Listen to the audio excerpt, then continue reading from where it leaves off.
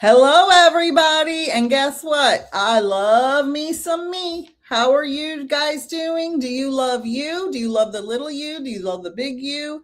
Tell us all about it. Hello, Aunt Jen. Welcome back. We have missed you Wow. so much. I'm so glad you're here. I can say the same about you and everyone else too. It's been a little while. It's been a hot minute. Hot minute. Hot minute. What have you been up to? Oh, just summertime, right? So summertime always has some different things going on, right? We get to decide how we want to move some of our routines. So I've moved my physical routine to the outside. I'm in the pool. The Good. adult swim very, very often. It's my new thing. Great. I am busy working on a website. Be launched soon. Good. I am busy working on a new program that's based on our topic that we're talking about right now tonight. That should Hello, be Holly. Go ahead. and Sorry. that's okay. And yeah, and getting excited about going live on my own. Just gonna kind of Mhm. show up, few Mhm. ideas about that, and seeing what's happening. So yeah, it's a really really good time. I'm enjoying being in my own space. I move a lot. I travel a lot visiting family, and I've just been spending a little bit more time in my own space. So I've really enjoyed getting a little more grounded, being able to find my groove and my way. What about you? Well, I want to say hello to Mandy, who said, "Hi, aunties. You both look so beautiful." Hello, Miss Mandy. You look beautiful too, I'm sure. I can't see you, but I see your beautiful He picture. looks beautiful from the inside out. It just glows. And Miss Jackson's in the house. Love healing and white light to Miss Jackson, if you're nasty. Good evening, Diana. Hello. Hello, Shining Love Light Truth. Hello, hello. Welcome, welcome. Hello, Viv. And Mandy said, "I'm so proud of you, Aunt Jen." And a girl who loves penguins is here. Howdy, howdy. We are going to talk about loving the little you. Mm. And I want to start by saying I made a short little video today.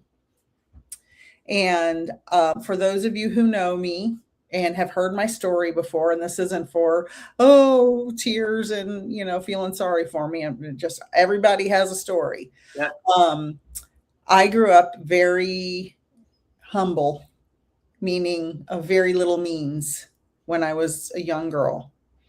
And it was pretty bad. My mom was a single mom with 5 kids and no child support for many years. And so I never imagined having the life I have. Mm. And I was sitting in the Grand Floridian today. We had lunch at another place and we were just going around all the hotels, just looking at them.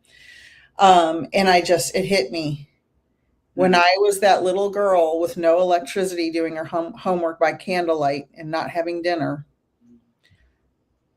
I never would have imagined being able to even walk through the doors of a place like that.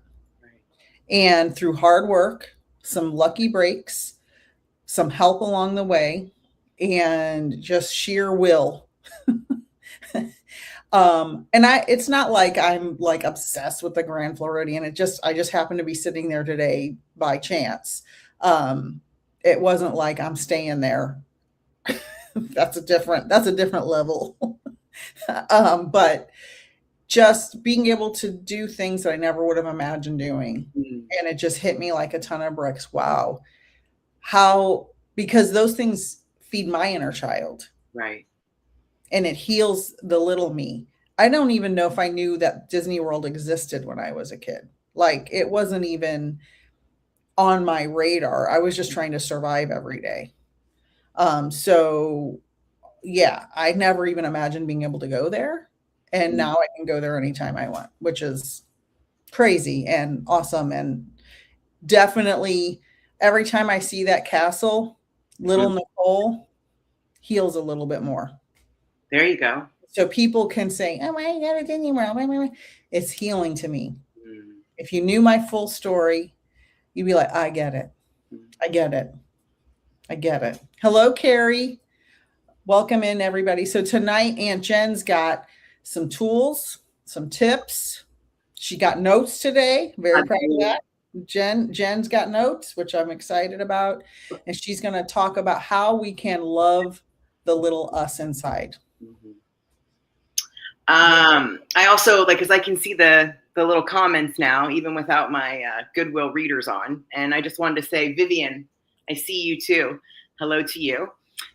So I do have notes because this is a program that I'm creating because I find it really powerful for my own self. I think that, like, for me, anything that I'm talking about or sharing is because I've done it in my own journey. So it's just been my own experience, my own way of kind of doing things. And so I think the first question is not like, how do you do it? It's why. So that was my first, like, why do I want to tap into my inner child? Well, the first reason why I wanted to do it and start the process is because it's a very powerful way to heal, to be able to go back and connect with the inner child. And I think before even going further, something that's really kind of important to emphasize is something like this is not necessarily like a term paper. Like, you're not like trying to work on something and then you get there. Like, this is a process. Like, I've been working with my inner child for years, yet as I kind of keep evolving, it goes deeper and it goes to other levels where I feel like it's a little bit more powerful now to be able to share. But it's not something that you just go and do for a second and then it's done. It's like, it's a new way of being. So having some compassion and some kindness towards yourself as you're navigating this. So that was something I just definitely wanted to say. And the other reason I think of like a why is, for me, is thinking about, Aunt Jen, right? So I've been Aunt Jen for quite some time. I've come in contact with many 9-year-olds. I'm picking the age 9. So just go with me on it. So I've had many 9-year-olds in my life, and the way that I have been involved with them, the way that I've talked to them, the way that I've treated them, the way that I've looked at them, the questions that I've asked them, it kind of just came to a place of like, why doesn't my little Jennifer, why doesn't she deserve that attention that way that she didn't get? Like, yes, I could sit there and be like, oh, I didn't get, yes, that's a part of the healing and the trauma process. However, now I'm at this stage where it's like, it's not that piece of it. It's like, well, what do you do with that now? What do you do with that piece? And so it's like, well, if I've been able to offer that to all these other 9-year-olds, why wouldn't I offer it to my own 9-year-old self? Right. Right. I mean, it's like being able to kind of find that place. And also, I think that, like, it's also really important, and what I found profound in my own healing is going back to the place where I can recall remembering where it started and I abandoned myself, because that's where you can go back to grab her, so that we can continue to keep walking in the other direction. So I talk about that, like, 9, because that's the first part of how do you do this. You find an age that you can track. There's no perfect way of doing it. There's no right way. There's no wrong way. It's your way. For me, it was 9, 4th grade, 9. I can track that like no one's business. The light bulbs just go off all over the place when all these different things that were happening. And so that 9-year-old is the one that I need to go back and grab. Right. So that's for me of how to be able to, what the age, but it's for you to find out where that age is for you. Like, before 9, it's a little more blurry for me. It's not as, like, there might be some things, but it's not as impactful of like one thing after another thing after another thing. So I'd recommend, look, that's how you do it.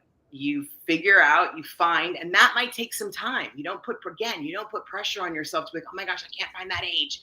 Just relax into it. Like, just having that conscious awareness that you're looking and seeking for that is the first step. And that might be where you stay for quite some time. I want to say, everybody put in the chat how you heal the little you, or what age you can grab to help heal yourself. And I want to say, as always, Aunt Jen's wisdom brings me to tears every time. When you were saying that, it took me back to a certain event in my life that, had there been a healthy adult to intervene and to educate, my life would be very different. Yeah. Yeah, at a certain age. Yep. And there wasn't a healthy adult to intervene and educate. And so, of course, from a spiritual perspective, and now that I'm a medium and all of that, it makes it's different, Right. but the human part still has to heal. Yes. And so, even though people who watch us are on a spiritual journey, yes, there are spiritual aspects. They're like, oh, this is the path I was meant to be on. If I hadn't had that thing happen, I wouldn't be here now. Exactly. That's true. And the human mind still has to heal that trauma. Yes. So you have to do both. So you know, you just have nuggets of wisdom all the time. That's Well, no, and what you just said though, to be able to, piggyback on that kind of takes it kind of deeper into like an example of what I'm talking about. So it's like, yeah, there was no one there. So I went back to that age because that's the age that I can grab onto, be like, let's try and redo this. Not that you can redo that, but let me try and get you and let's work our way through, because you didn't have that. You didn't have that when you're riding the public school buses and 9 years old. Like you didn't have that when you were in an all girls school and like you couldn't fit in like for anything. You didn't have that when your only friend you had went off to another school and like didn't want to be your friend anymore. So you learn about, friend. Oh, that's the worst when you're all the different things that kind of happened. Or, you're hanging out with your dad and then all of a sudden he's like, I'm really not interested in you anymore, I don't think. And it's like, oh, okay. Like, it's like, I can track all of that. I mean, that's the nice way to put it, right? But it's like, instead of going, and it's not saying you can't minimize the pain that you had for those things. I've spent a lot of time doing that. And now this is another piece that you add into it of being like, well, wait, I'm going to go be there with little Jennifer. I'm going to go get her. I'm going to go and be the one that she needed. Talk to her the way that she didn't have anyone talk to her, inquire, ask questions like, what's going on? Like, it's all those kinds of things. And to be able to help that too is like, my screensaver is a picture of my 9-year-old self. Like I have her, like, it's very prevalent right now. So it's like going through some of your pictures and being able to find and having that there to just, and it can bring up a lot, and that's totally understandable. And it's like, it's just being with it in the moment and then being able to kind of go through that process. That's why I'm like, this isn't a term paper. It's not like, well, let's write my term paper on 9 years old and how I saved my little self. It's like, this is a new journey. Like, now that I'm in this place, like, we'll always be together now, and it's only going to expand and it's only going to grow and heal. And like, it's only going to be like, I'm excited to see how we play. I never learned how to play. Right. And that's why I love to go to Disney World. And I had the sign, I saw this on Instagram years ago. And in my classroom, I printed it or wrote it or something and said, be who you needed. Be who you needed. And that's always been in my mind. I want to get to some comments. Hello, Irene. Thank you for being here. Mandy said, I love to buy myself stuffed animals and snuggle them at night. That always made me feel safe as a child. I love that. I love that. Gina said, I'm trying to think about what brings the little me joy. Let us know when you figure it out. Maybe now, maybe next week or next month, we'll be here. Vivian said, Nick, you didn't know I got teary-eyed when I came to Disney World last year. Never thought I would be able to afford it. And I never would have asked my parents for anything that cost money as a child. Come back anytime when the weather cools off, because heat and me, not friends. So you're always welcome, Vivian. Irene said, often a trauma gives you greater empathy. Absolutely. Mandy said, I also put up a picture frame of me as a child to remind myself she still matters and needs love and safety still. 1,000,000%. We all, even as adults, need love and safety. We all need love and safety. And especially when you didn't feel that as a child, we always feel like the net's there's no more net anymore. We're going to just fall right through. We can save ourselves. That's why that's why I do the work that I've been doing for decades, is because there wasn't someone, and it's irrelevant of what the story was. It's like, I'm there now. And so it's kind of like this, it's also a very interesting conversation too, like, because we have different times when, like, the bully in me was the one that was in charge, right? And so you have different levels. Or the teenager, that girl was really out of control. And so she was the loudest voice that was in my head for a very long time. Well, that has not been the case for a few years now. And so the higher self of myself and my inner child, like, it's this beautiful conversation that kind of translates that I didn't even know was possible, that kind of takes place. And it's like, what does she need? I will get it for her. We're going to figure it out. Like, being in the moment, of what's kind of happening. And again, this is a process. So if you can't look at pictures, I see someone saying, I can't look at pictures. Like, that's okay. That's at least being honest with yourself of where you're at right now. I couldn't either. Right. So it's like, it's just a journey of like, where do you fall on these levels? And this particular, I mean, I have a lot of subjects, like the father subject, like I've worked really hard on that one. There's lots of them, but this one is, I don't know, there's something really powerful about this one. And that's why I'm creating a new program about it, because it's just like, how can I help other people to like even just start to be like, one of the girls I'd worked with, she was like, I don't even know how to find her. Okay, well, that's the first step. I get that. Like, you're so locked out.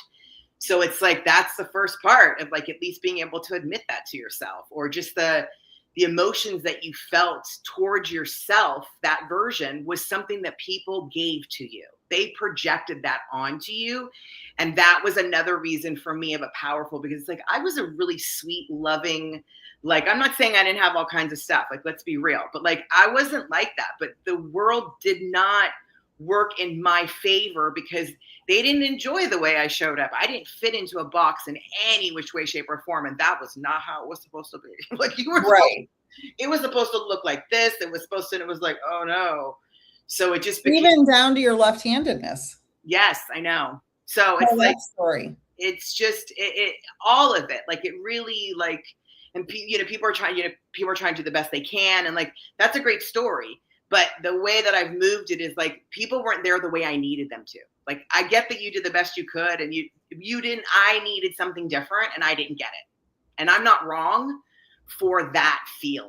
Right. And so instead of waiting for someone else to do that for me, I have to do that for myself. And so I abandoned her back there at 9 on the bus, right? And it's like, I gotta go get her. I'm gonna go get her. And then it's kind of like, then it also changes my philosophy in my mind of like the teenager that was in charge a lot for me for so long. She would go do a bunch of stuff, whereas now it's like, girl, you're 9. You don't do that. It's like, oh, okay, right. That makes more sense, right? When the teenager is in charge, like, yes, I do. I can do whatever I want to. But it's like, she's 9. Like, you're going to do that to your 9-year-old self? Oh, gosh, no, I'm not. And so like, lots of my habits, lots of different things have naturally moved in a different transition, which I personally believe when you work on your trauma, these things will also work in that direction. But a lot of things just, they don't work for me at all in the same way, because I'm coming from a different version of myself. Right. And everybody is a different version. My really good friend is visiting from Savannah. We went to college together, and she's here for a conference. And actually, she has Mandy's same birthday. I forgot all about that, but Mandy, her birthday is the same as yours.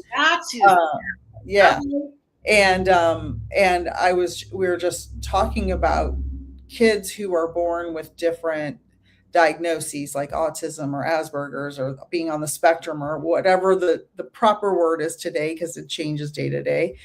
And I said, I think, first of all, it's an evolutionary leap, in my opinion, from my science perspective and a spiritual perspective. All of these changes in the brain and the neurology of all the kids that are being born with these diagnoses, I think it's an up-leveling of our evolution.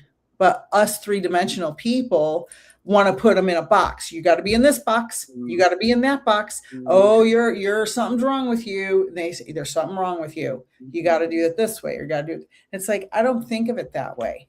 I think it's like my youngest son has dyslexia, but he's one of the most intelligent people I've ever known, even though it's a challenge for him to read. But he has the best spatial reasoning of any human I've ever met. Like, he can see things in all dimensions simultaneously. And it's like, we have to stop putting people in boxes. And More comments. And just before you get on, just in case you get sidetracked, but I think it's also like a matter of like, for me and my journey of that. And I mean, I was diagnosed with a bunch of stuff, and then there's new stuff that's come out that I'm like, oh, that's me. It's been not to use that for anything else other than me understanding myself, of being like, that makes sense now. Thank you. Like now, it's a validation. It's a validation. My own personal validation. And that's why I don't talk about it as much, or even because they'd be like, you're not on the spectrum. It's like, okay, you know what? This is not up for discussion. Like, I check the boxes, trust me. It's like, you don't live in my world. It's about validation for myself on why I didn't work, why it didn't fit. Right. And everybody's different. Everybody's neurology is different. Some people learn by listening. Some people learn by looking. Some people learn by reading. I mean, as a school teacher for 20 years, trust me, everybody is different. There's no two people that are the same. And it's like finding out what that is so that now you can help yourself to learn the way you need to learn, or do what you need to do. Well, and now they just put all the kids in front of computers, and that's a whole other subject for a different day. Abby, thank you for the jewels. I don't understand what the jewels are. Somebody gave me some kind of gift last time I was live, but I don't know what they mean. So if you could tell me what that means.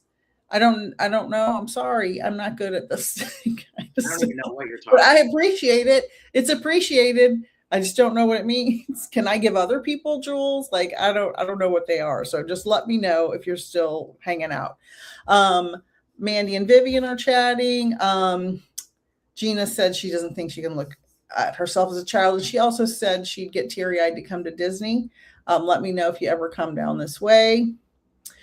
Vivian said, Aunt Jen, you need to join me next time I go to Disney. I bought a yearly pass when I lived in San Diego, and I attempted. I went a few times. Like, that was my whole, this was in 2000. Disney World is better than Disneyland. Sorry, everybody. Yes, I will. Yes, Vivian. It's definitely on my list of like, that's a good idea for me to play. But it's, like I said, 2011, I was attempting to try and play, right? So it's like, and here we are in 2026. So it's like, these are all evolution of like moving more and moving towards. It's a process. Yes. It's a process. It's not a paper. Diana said divorced parents, then a horrible stepmother. I do take your advice. Just started being number one. I want to say something.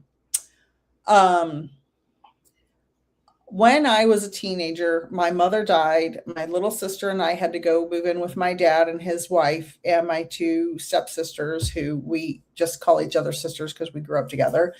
And I blamed my stepmother for years for everything. Blamed her. The story I told myself was it's all her fault. Mm-hmm. And then one day I realized my dad didn't do anything to make this better. Nothing. He just stood by and, weaponized incompetence, I guess is what it was. Mm-hmm. And now looking back on it, as a kid who just watched their mother pass away at her feet suddenly one day at 15 years old, it was, you can imagine it was crazy. But then as an adult, when I had my kids and I was married, and I realized one day, it just hit me like a ton of bricks. He was ultimately responsible. Yeah. And yes, of course she made mistakes, but he allowed it and never tried to intervene or do anything. That's it right there. He never tried to intervene. He never tried to use his voice. No. To a place where, that was happening so that he could be like, hey, wait a second. Let's do things different. He just was like, okay, I understand that. Right. That's a very common one. And there is validity in other people and different things, right, that are going on. And there's some truth in that of like, there were two adults in the house. And one of them, legally adults. Right. One of them wasn't thinking, right? Like, one of them wasn't contributing to any parenting. So, Jennifer, hello, Jennifer Loveless, says, wow, I can relate down to the left-handedness. Want to get back to that. Gina said, I looked up travel packages for Disney World. It's expensive, but it was nice just to check out. Yeah, because I live here, it's like super cheap because I'm an annual pass holder. So we live like right up the road, so we don't have to like get hotels or anything. So that's really nice. Um, but they have deals like in the off season and stuff. Um, Vivian said we were and are all perfect. It takes people who don't fit in to move the world forward, or else we are just floating along.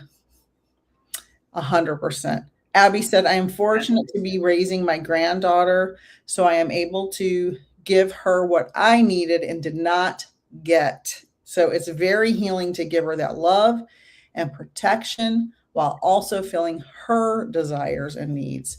And that's Yes, also a great opportunity for you to, in your own mind, like being able to like use your younger self with her younger self. So it's like it can be, that's where you kind of take the trauma and the healing to another level, is by being able to bring in your little inner child and making sure you're tending to her while you're also tending to that little grandbaby. That's how I always looked at it, like with my nieces or nephews, or the little ones that called me Aunt Jen. It was kind of like, okay, wait, let's bring her along. Right. It's like, but you don't really understand that until now I'm like, oh yeah, that's who's in charge. Actually, watch out, like my 9-year-old's in charge. Like, but she could be in charge because I'd go anywhere she wants to go. She's pretty smart. I want to bring something up, but I can't remember. It's on my phone. So just talk and then I'll bring it up. I got to look it up. I can't remember what it was. Okay.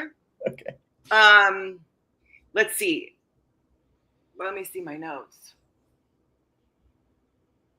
Yeah, like I was just talking about that, like talking to your own self and inquiring with you. People are like, well, I don't even know how to do that. Like, yeah, I'm going to use you as an example. The one I'm sorry, what's your name? That was talking about her grandchild. Abby.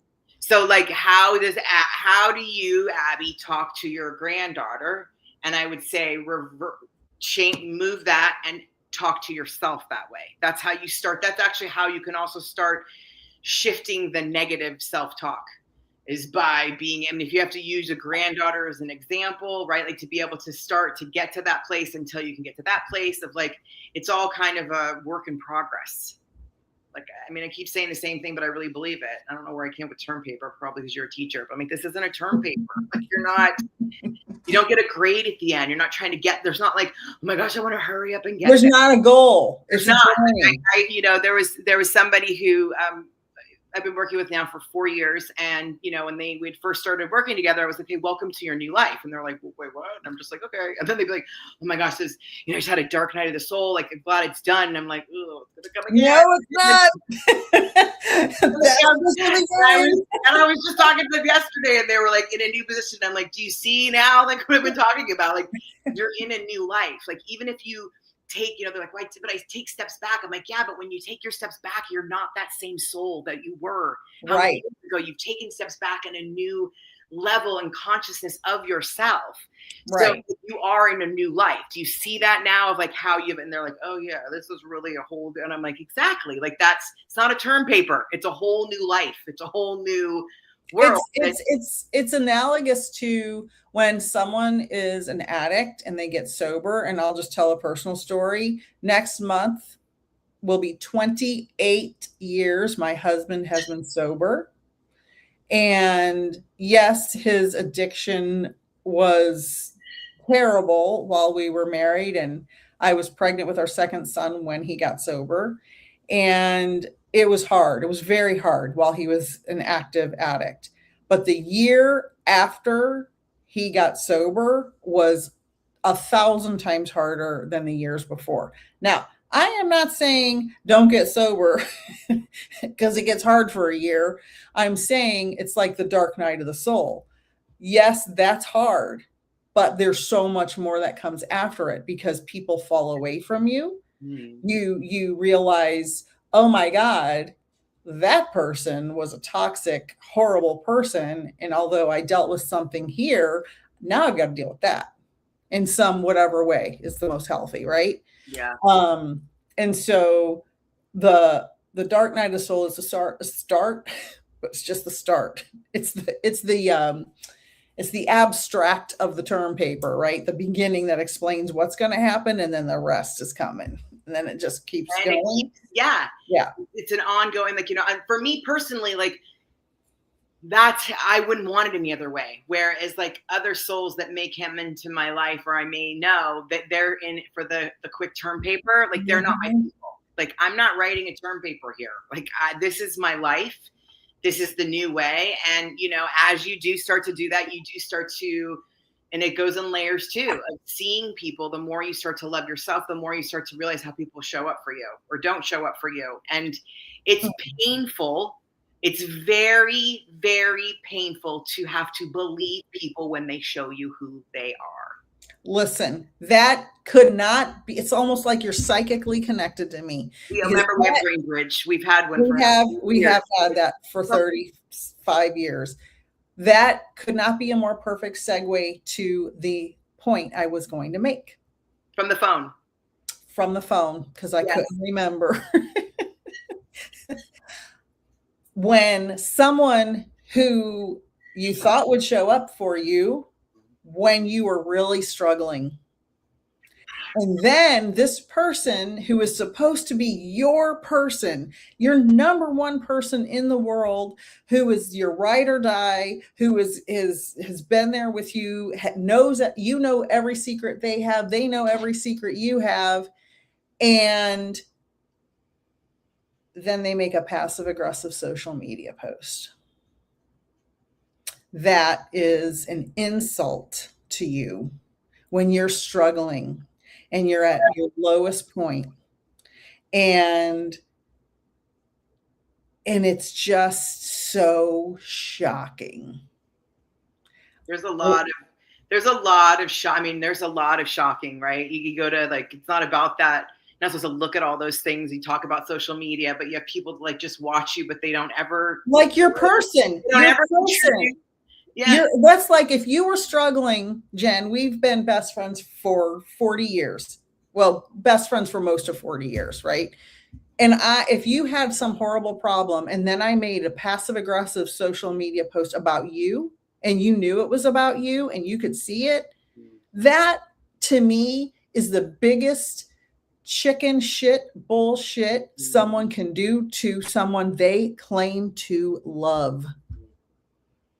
If I have an issue with you, I'm not going to put it on freaking social media. That is not what you do. It shows where they're coming from. Right? Just like sitting there thinking people are there to support you. I was hot when I saw it. It had nothing to do with me or Jen. It's another person we love. But damn, I was insane over it. I was livid.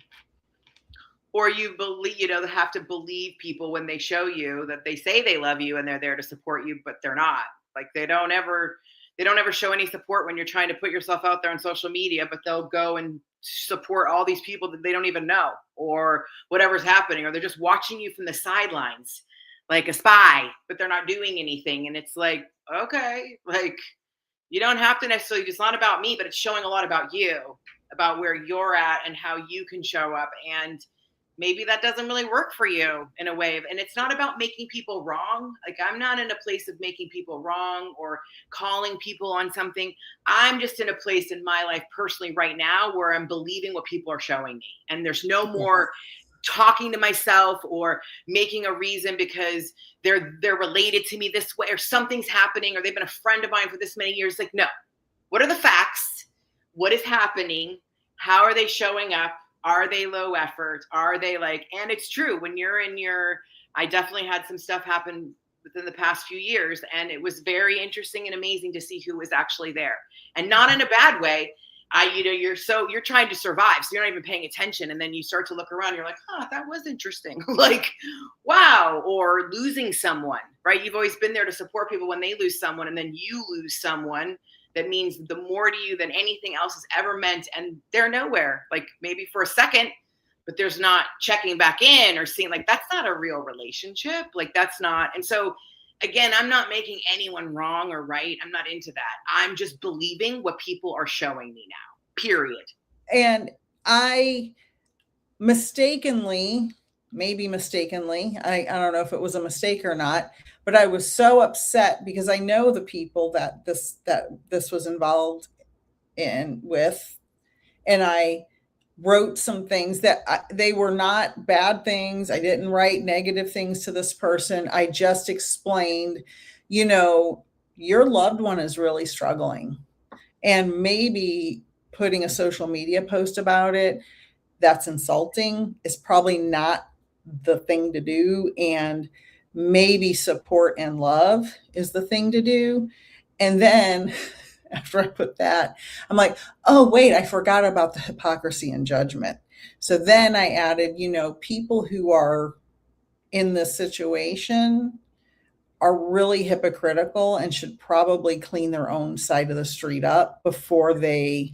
Yes. And I think it's also really important too, because I know what you're speaking on now. I know I'm very clear about that. And Caught up. The people that were doing those things, like, they're miserable. Yes. They want to, then what happens is their eyes are looking for misery. Yes. So they find you do something that causes whatever you've done is a big mess up, and they're going to shine that light on your misery and what you've done wrong, because the fact is that's the world they live in. Right. And the minute you start to etch away, which I know the soul does, she etches and then she comes back and then etches and it's like they don't like that because you're etching away. And so the minute you do something that they can be this, make a big story. Right. And it's like, but that again is a reflection of them, not you. Right. And that's where we get to, like, as we move, it's just easier said than done. I'm saying that's where you learn about, that's how the way that I learn about myself and my growth is how I respond to things. I literally have always said, now I'm silent, which no one, if anyone that knows Aunt Jen knows Aunt Jen is not someone who's silent. Well, Aunt Jen is in a silent phase because I have nothing to say anymore. Like I'm talked out. I'm explained out. I'm just, that's not where it's at. And you get to do you and I get to do me, and you're showing me who you are. So you can still love people. It's not about taking away love. It's about where you show up and where you don't. And so when we're coming from these souls, again, where we're talking about, like, they got abandoned by their younger self a long time ago. And it's probably not even, you say something like this to some people. I mean, if many family members, if they heard this discussion, they'd be like, what are you? There she right. goes, right? Yeah. You start to minimize you. And that's when I'm like, okay, you know what? I'm glad that your life, everything worked out. That's great. That's not how it worked for me. That's not my journey. That's not my purpose. So this is my purpose. And so then you go back and you find little, whoever you are, whatever age that is, and find out what they didn't get, because it trickles. And not everyone is meant to evolve. No, they are not. So if you're the scapegoat of your family, which I've been a very large portion of my life, my husband is also the scapegoat of his family. Other people I know, it seems like all my friends are that person. My other Lady Shadow together. Lady Shadow is the scapegoat of her family. Like, all my closest loved ones are the ones that escaped. And so the family dynamic is a toxic loop, and they all go around and around because they want to point, you're bad, don't look at me, God forbid you look at me, because that one's bad. And so it's like, I don't hate those people in my life. I have no hate for anyone. No, hate is just a waste of my energy. I have pure forgiveness for everyone, but that doesn't mean I want you at my table. That doesn't mean you get access to me anymore. That doesn't mean you get access to me anymore. I love you. I wish you all success. Yes. I wish everyone success. Even people who I know hate me. I don't hate you. I'm sorry to disappoint you, but I don't hate you. I forgive you, and I hope you heal. But you don't have access. And that's first of all the beauty of a spiritual journey and menopause. because those hormones kick in and you're like, I don't give no F's about nobody. You Mhm. either love me or you don't. And you're either with me or you're not. Mhm. And okay. There's a Have combination, fun. right? There's a combination of all of that. Yeah, Like, have fun with your story. mhm. I'll be over here in my fantasy world if that's what you think it is. Mandy said, "You ladies are resonating with my soul tonight. Love, love, love this." We love you, girl. We always have loved you. We've always been there for you. We always will be there for you. And it's like it's your journey, right? And you go, and then people go down the journey, and then they fall off, and then they come. It's a part of the process, Yeah, it's right? part of the term paper. Yeah, if you don't, if you don't fall off, there's something wrong. That's what I always say. Like in Right. I'm teaching meditation and stuff, or we're practicing it. It's like if you just meditate forever and don't like, won't ever kind of, you can't always feel, know, see the difference of what it actually, how it impacts your life, unless it's taken away in some ways to be able to go back. At least that's how it works for me. Like, cause I'm a stubborn little sucker. So it's like, I got to actually experience it and be like, oh, I guess that does work for me. Right. Like, I guess that is like a good way for me to be able to do that. And then to be able to continue that process is what it's all about. It just depends on what your goals are, what you're passionate about. Like I'm passionate about healing little Jennifer. Like I'm passionate about healing myself and helping others heal. That is it for me. And how that can show up and how it can be is evolving. Like I had to be honest with myself of like, why are you not showing up as much online? I don't want to be bullied. I was bullied my whole life. Don't read the comments. On here, just don't read them. and be there and have that out there is like, that was very hard for me. And now I've come to a place where I'm like, I mean, I know that it's on them. It's not me. Right. But when you come from that place where you're literally bullied everywhere you go for every single thing, it's like, it stopped me. So I had to like, get over it. No, I don't get over stuff. I work through my stuff. And so here we are, right? And then we go and we move in different directions. But like, I don't like to bypass anything. I like to really go in there and just get at it and get it all, because, and then it'll come back another layer, but it's not as sharp. And that's how I do it. There's a comment here, and I'll go back to the other ones because I skipped a couple.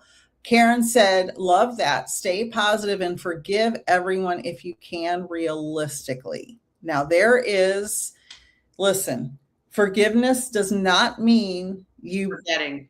Doesn't mean forgetting. Mm-mm. It means it doesn't control your life anymore.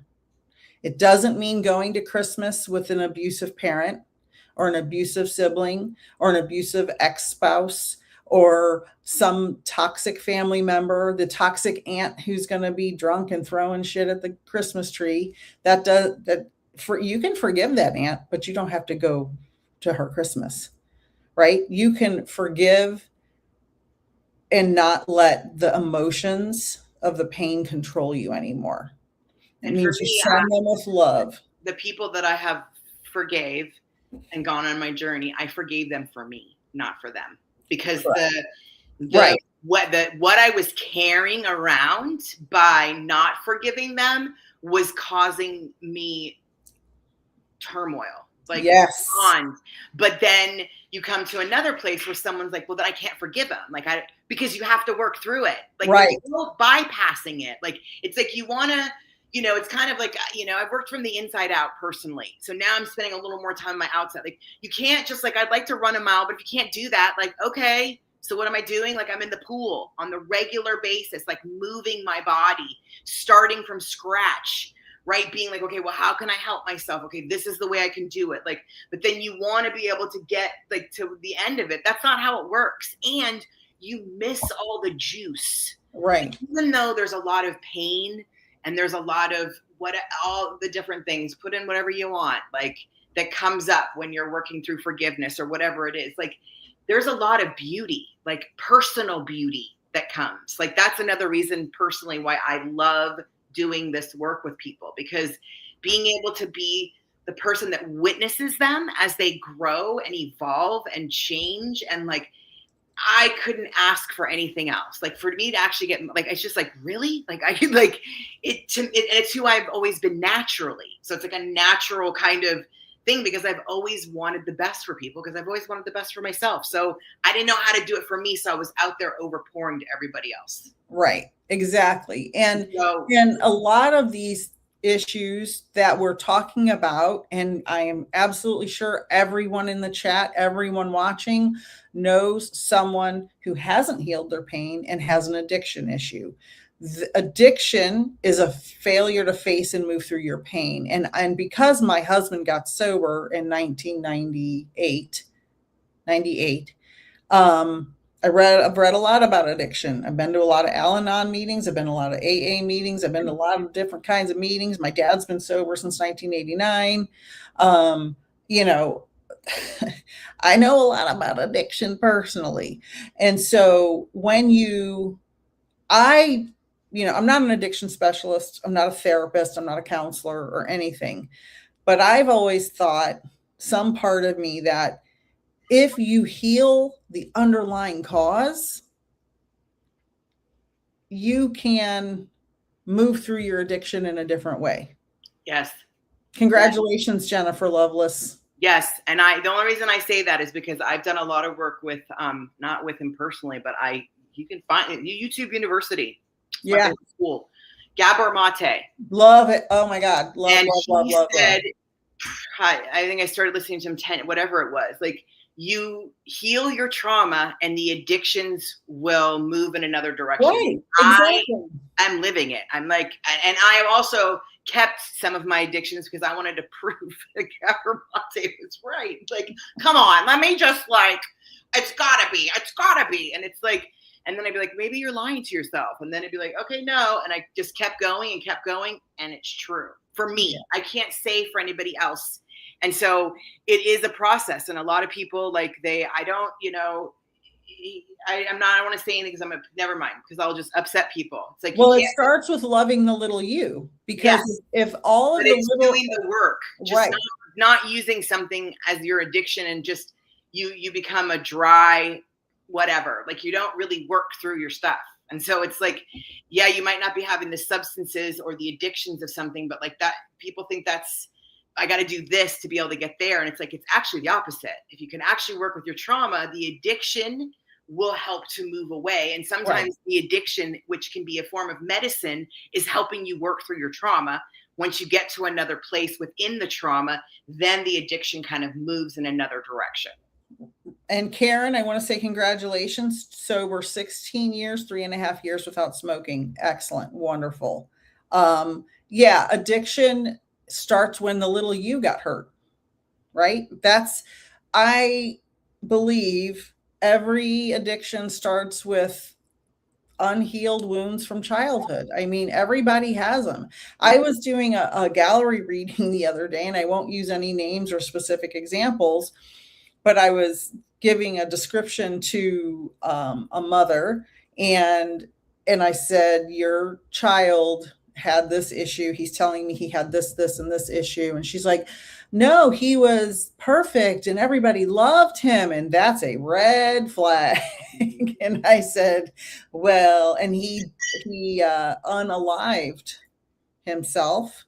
I'm like, well, if he was perfect and everybody loved him, yeah, that something ain't tracking here. And she goes, well, his best friend said just what you said after he unalived himself. And I'm like, that's exactly what he just told me like 10 seconds ago. So, it all starts with the little us needing to heal. Yeah. And so many things can go the wrong way, and it can get so severe. And, when my husband got sober, he taught me that if you don't stay sober, you're going to die. Like, especially because alcohol is so toxic and pills are so toxic, and like substances like that are just eating your body away, like period, dot, end of story. And so there's no other way out of it. If you're an alcoholic, you're going to drink yourself into the grave or into a bunch of diseases. If you're popping pills or, mirroring what's going on the inside, right. and you're using something to cope. And so being able to go to that space right within yourself. And again, it's a process. It's not a term paper. Right. Right? And A it's not, journey. I tell my husband all the time, I don't know how you stayed sober. I don't. He had no support from his family of origin, except for one person in his family of origin. I just don't, it's a miracle. It's an absolute miracle. And it's hard to stay sober. It's hard not to relapse.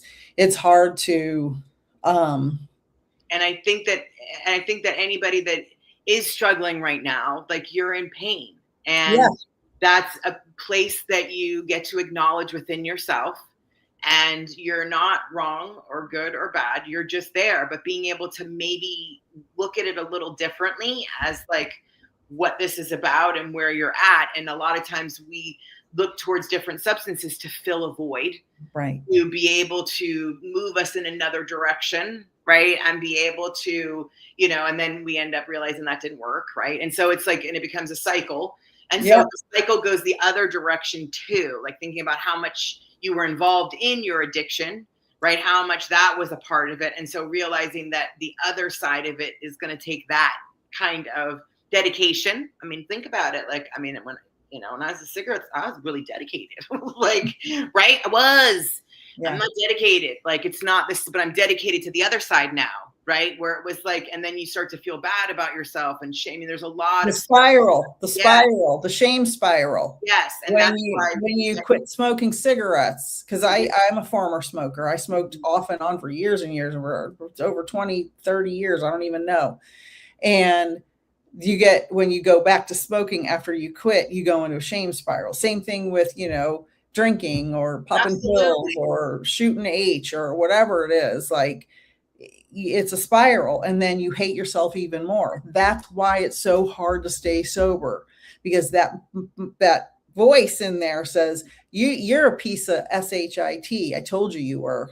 Pop a pill, take a drink, smoke a cig, it'll feel better, and then you feel worse, and you pop a pill, take a drink, smoke a cig, and it's just this whole cycle. Yeah. I just think that, yeah, anytime I know somebody's struggling with some form of addiction, I have compassion because I know they're in pain. Yeah, I know it myself. that's Right? what it is. It's what it is. And so once you can admit that to yourself, that's the first step of like realizing that's why that's taking place. And then being, and it's a process too. Like, you can want to do something. You could be hearing this right now and be like, okay, I'm going to do it. And it's like, well, that doesn't always work out Right. in that kind of a way. Yet having that thought process change in your brain, I've talked about before, pattern interrupts are great. Like, even before you have the next whatever, right? And you're just like, well, I don't really want to do that anymore. Okay, well, great. Like, at least that thought process was like, right? And then you still went ahead and gave yourself permission to anyway. So it's really a relationship between you and yourself and different things that are going on. And we do, I mean, at least it's my observation, people really spend a lot of time doing whatever they can to avoid themselves, especially the busy people. That's why they're looking at everybody else. Busy. It's like, yeah, you're so busy avoiding yourself. Like, right. That's really what you're really that busy is you're really avoiding yourself as well. Oh, if I had like an addiction now, it would be that, because I have some stuff in a box in my brain that I don't want to open. But you know it though. I know, I'm aware. Right. And that's a totally different thing to me. That's very different. Like, and the only reason I say that is because as I'm about, when in my mind of how I can connect with people, like I find that different. Like, that someone like that is awareness is different than someone who's like, they're clueless. They have no idea. There's nothing wrong. Like, it's just like, okay, like, and no wrongness. It's just like, I don't understand that. Like, that to me, I don't understand that. And so I don't even know what we'd have in common to be able to talk about that of like, right. Whatever that looks like. But right. It is, people want to be so busy because you're busy in other people's business, first of all. Avoiding reality. And you're busy keeping yourself busy so that you can actually avoid yourself. I want to say something to Jennifer before I get to Carrie's comment. She said, thank you so much. I'm so glad I popped on. It's my first time and I can feel it all to my core. And that is why we do this. It And is. Spirit knows, and it'll bring people to the lives or to your the videos to hear just what you're supposed to hear. And if, it doesn't cost anything, like we would love to, like, I would love some more subscribers, like be able to help, like, follow us, like it, like it doesn't do Yeah. anything for Like, you. share, and subscribe Yeah. at Aunt Jen 888. I'm at Peaceful Nick, but I'm not sure which one you're on. But like, share, and subscribe Whichever it is is. Yeah, free. that's, if you could find it in your heart to do that, that would be wonderful. Like, Right. And it's just about consistency and just trying to help people. Even if one person is helped, we're thrilled about that. Carrie said addiction definitely plays a role in dealing with any trauma, whether it be your own or others around you. For example, my little you starts around early elementary when mother chose addiction over me. And I will tell you, as a daughter of an alcoholic mother who died at 40 years old when I was 15, and an alcoholic and drug addicted father who's still living and been sober a long time, there's a lot of little nicks inside that have a lot of healing to do. Because when you have, and Carrie can attest to this, I'm sure, when you, and anybody else who grew up with addicted parents, it's not just the addiction. That is just the tip of the iceberg of what goes on in a home where parents are addicts. That is just the tip of the iceberg. There are 10 million other things happening in those homes that just compound the trauma. I remember when I was little, if my mom would try to stay sober for a few months, and she would do it, but then she'd have one beer and her face would change instantly. And the way she smoked her Pall Mall Reds, just the way she held her cigarette, just the expression on her face. And here we go. And here we go again. And that brings me to, like, growing up with parents or a parent, whatever, right? If you have one or two, some had two. One's enough. One's enough. Some of them are undercover though, because they don't look, mm-hmm. they don't come with the same ones, right? That's like, they're not addicted to what you Well, think. if you dress nice and you go to church every week, it doesn't count. But the addiction, you're a deacon in the church, it doesn't count. The addiction takes them away from you. Right. And it takes them away from themselves. Yes. So it's all a whole cycle. And so, yeah, that's where we get to go and, befriend that little one within us, wherever that can be, with you, and be able to find out how you can continue the journey with that little one. Exactly. Be able to heal that as a process of kind of what's happening, which it's going to be, we're almost near the end here. It's going to be such a great program. So if anybody is really liking this particular topic, stay tuned. I mean, her Aunt Jen's link tree is in my show notes. Okay, because I'm like, we're working on. I'm so, she's got her webmaster working on her website. People always want. I don't put pressure on myself. Like, if people, I've personally done most of my work by word of mouth. So I'm out here in another level. And if somebody really wants to, like, they'll find their way. I'm not worried about it. But yes, I am upgrading myself to be out there a little bit more. But you can always email AuntJen1972@gmail and be like, send her an Instagram message, because her Instagram's in her link tree too. Mm-hmm. Oh, thank you, girl. I got you, girl. I know it's in the show notes. Yeah, I got you, girl. It's going to be I'm really excited about. Little Jennifer's very excited about the program as well. Like, it's going to be it's a really powerful place through all the different modalities and healings that I've done, and the ways, like, this one is really hitting in a different way. And I think that it's because you're going back where it starts, and it's taken me a while to get to this place, because I wasn't writing a term paper. I was going through the process, right, of finding it. And so it's like the ones that can't look at a picture of yourself, like, there's nothing wrong with you for that. Like, that's completely understandable. And that's where you can actually start, is having compassion for yourself, that you can't even look at a picture of yourself. Like, I mean, gosh, like, and not to feel sorry for you, but like, wow, like, that's painful. Like, I have a lot of, like, I could tear up a little bit. Like, I understand that. I do. I couldn't look at myself in a lot of different ways, because, I had different issues with weight being on me from certain ages, because it was protecting myself, and boy, was I bullied about that. So you can't look at that. And it's like, now I look at it and it's just, I just have compassion for her of being like, oh, sweet love. Wow. Right. Right. Exactly. So it's exactly. it's just where you're at on your process. I think your name was Gina, or like, but so it's like, it really is where your process is. And so I would really just say, have compassion with yourself until you can get to that place. Right. Maybe Gina has a box that's taped up and shrink wrapped. Yeah, mine's loosening a little, but I have that same box, girl. I want to say to everyone who's watching the live or the replay, you are worthy of love. Yes. You are worthy. You don't have to do or be anything to be loved.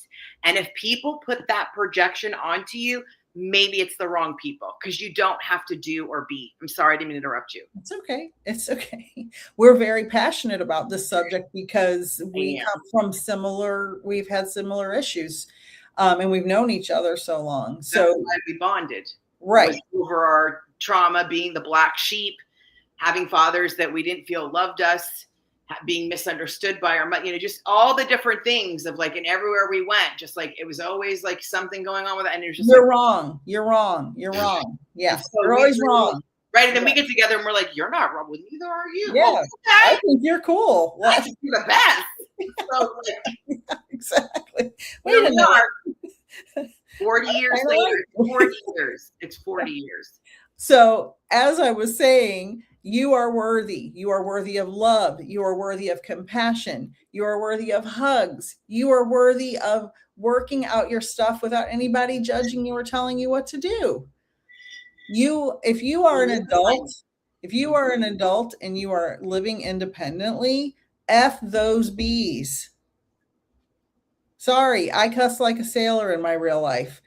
And I know I'm peaceful, Nick, and I am peaceful in my heart, but I'm a real person. And if I stub my toe, I drop an F-bomb. If somebody hurts someone I love, which happened this past week, Mama Bear Nick comes out with claws 20 inches long, and I will cut your throat metaphorically. Don't anybody ban me here. But I'm very protective of the people I love. And I'm especially protective of somebody bullying somebody who's in pain. And that, especially the person doing the bullying, is supposed to love that person. That sends me to another level. Yeah, those people usually don't know what real love is. Right. They've avoided it, and they've avoided themselves. And they don't love themselves. That's and they're actually continuing the cycle. And the one that's actually having a different outcome is the one that's actually breaking generational curses. Right. The scapegoat is the truth teller. Yes. And a family full of lies does not like a truth teller. And that is why I have very few contacts in my family of origin, because they don't like the truth. And that's a price I pay. Luckily, my husband loves me. And I have 2 amazing sons, 2 amazing daughters-in-law, and 2 amazing granddaughters, and best friends that have been with me for literally decades. We've been through thick and thin together. And I love you, Jen. And I love all of you here. You are all worthy, every single one of you. Diana said you both hit my life exactly. Thank you both. We love you all. Thank you for joining us on this wonderful, heavy Friday, but damn, was it important. It was. We'll stay tuned. We'll see what happens next. Yeah, I won't be live for the next week because I have company back to back. And so it'll be probably 10 or 12 days before I'm live again. Okay. Okay. Love you guys. Toodles. Bye.